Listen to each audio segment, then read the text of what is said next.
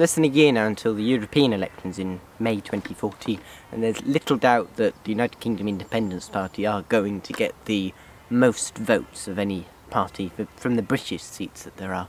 But it's more interesting who's going to come second, third or fourth, because the current polling suggests that the Labour Party will come second in number of seats, with something like between 20 and 25% of the vote. UKIP might have anything up to maybe even 30% of the vote, and the Conservatives just below Labour on something between 15 and 20%, and then the Greens and the Liberal Democrats beneath them. But what is important or significant is that this election is going to be the most important European election there has ever been, because of the various reforms that were in the Lisbon Treaty.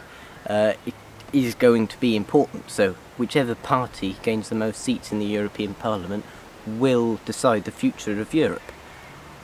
It could be the Socialist and Democrat grouping, which are what the Labour Party is part of, and the Social Democratic Party in Sweden, and the French Socialist Party and the Social Democrats in Germany are all part of. Then there's the European People's Party, which is the current largest party, which consists of various pro-European parties from around Europe, including the Christian Democratic Union in Germany, Angela Merkel's party, the French Union Party, the centre-right Gaullists in France, and Italian parties, including Berlusconi's party.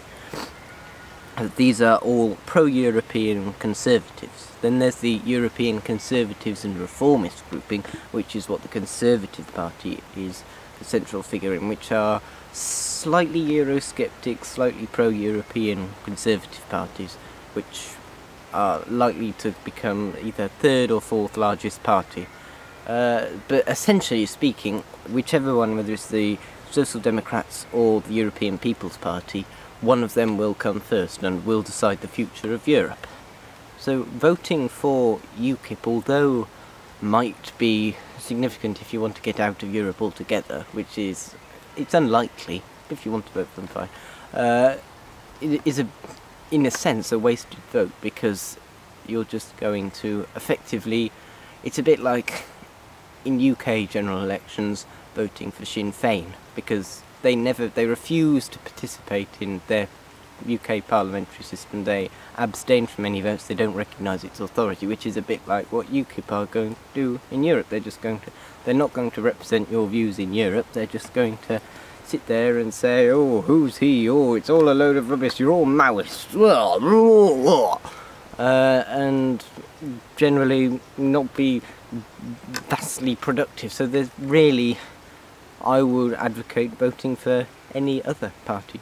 In another sense, it isn't a wasted vote if you want to get out of Europe altogether, but which a lot of people support. I think roughly between 40 and 45% of British people are, to various extents, either sceptical of Europe or plain anti-Europe or Europhobic.